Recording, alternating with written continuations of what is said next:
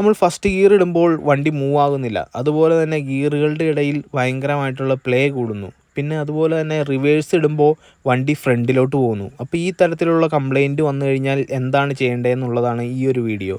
അപ്പോൾ സ്കിപ്പ് ചെയ്യാതെ ഫുള്ളായിട്ട് കാണാൻ ശ്രമിക്കുക.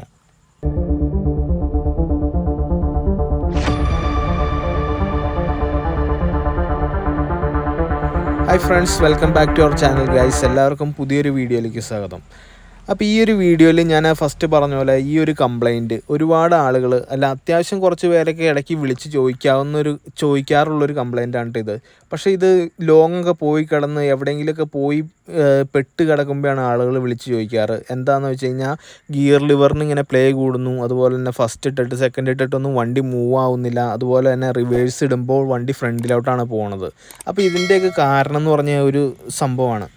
അത് ഈ ഗിയർ ലിവറിൽ വന്ന ഒരു ചെറിയ ബുഷാണ് ഇതിൻ്റെയൊക്കെ കാരണം എന്ന് പറഞ്ഞു കഴിഞ്ഞാൽ. ഈ ഒരു സംഭവം ബുഷ് നമ്മൾ ഈ എങ്ങോട്ടെങ്കിലുമൊക്കെ ലോങ് യാത്ര പോകുമ്പോൾ നമ്മൾ ഗിയറിൻ്റെ ബുഷ് എപ്പോഴും ചെക്ക് ചെയ്യണം. ബുഷ് എങ്ങനെയുണ്ട്, ബുഷ് പോവാറായി കിടക്കുവാണോ, തൊട്ട് പോവാറായി ഇങ്ങനെ ഇരിക്കുവാണോ എന്നൊക്കെ നമ്മൾ ചെക്ക് ചെയ്യണം. നമ്മൾ വെള്ളം ഓയിലൊക്കെ ചെക്ക് ചെയ്തിട്ട് ലോങ് ട്രിപ്പ് പോണതുപോലെ തന്നെ ഈ ഒരു ബുഷും ചെക്ക് ചെയ്തിട്ട് പോവുകയാണെങ്കിൽ അത്രയ്ക്കും നല്ലതാണ്.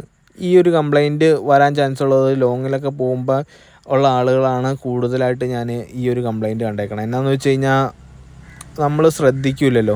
ഇത് കണ്ടില്ലേ, ഈ ഒരു ബുഷ് കണ്ടോ, ഈ ഒരു ഗിയർ ലിവറിൻ്റെ ഇവിടെ ഒരു ചെറിയൊരു ബുഷ് വരുന്നുണ്ട്. ആ ഒരു ബുഷ് കംപ്ലൈൻ്റ് ആയി കഴിഞ്ഞാൽ ഗിയറിന് പ്ലേ കൂടുതലായിരിക്കും. അതേപോലെ തന്നെ ഗിയർ ഇട്ട് കഴിഞ്ഞാൽ വീഴില്ല.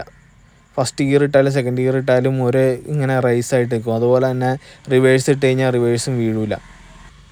സംഭവം ഈ ഒരു ബുഷ് ചേഞ്ച് ചെയ്യണമെങ്കിൽ നിസ്സാര പണിയുള്ളൂ കേട്ടോ. എന്നാന്ന് വെച്ച് കഴിഞ്ഞാൽ ഇത് സിമ്പിളായിട്ട് ചേഞ്ച് ചെയ്യാൻ പറ്റും. നമ്മുടെ ബാറ്ററി അഴിച്ചതിന് ശേഷം, ബാറ്ററി ട്രേ മാറ്റിയതിന് ശേഷം നമുക്ക് കൈ ഇട്ടിട്ട് ഈ ഒരു ബുഷ് ചേഞ്ച് ചെയ്യാൻ സാധിക്കും.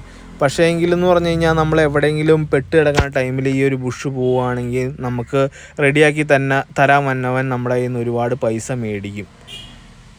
എന്നാന്ന് വെച്ച് കഴിഞ്ഞാൽ അങ്ങനെ മേടിക്കാറുണ്ട്. അപ്പോൾ ഒരു കാര്യം അങ്ങനെ ഉണ്ടായി. എൻ്റെ ഒരു സുഹൃത്ത് ഇങ്ങനെ ഒരു സ്ഥലത്ത് പെട്ട് കിടന്നപ്പോൾ അവർ ഈ ബുഷ് മാറാനായിട്ട് വന്ന ആളുകൾ ഒരുപാട് പൈസ മേടിച്ചു.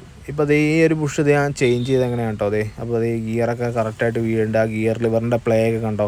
ആദ്യം കണ്ട പ്ലേ അല്ല, ആദ്യം നല്ല പ്ലേ ആയിരുന്നു.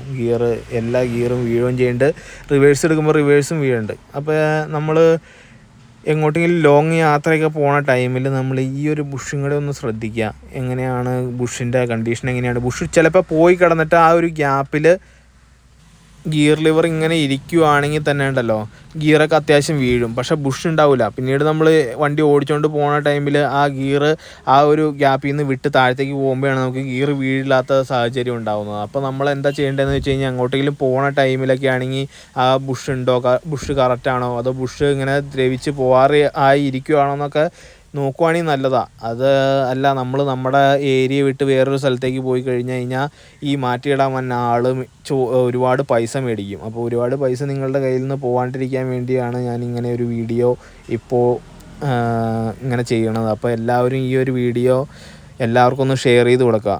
എന്നാന്ന് വെച്ച് കഴിഞ്ഞാൽ എല്ലാവർക്കും ഒന്ന് ഉപകാരപ്പെട്ടോട്ടെ. Okay, by.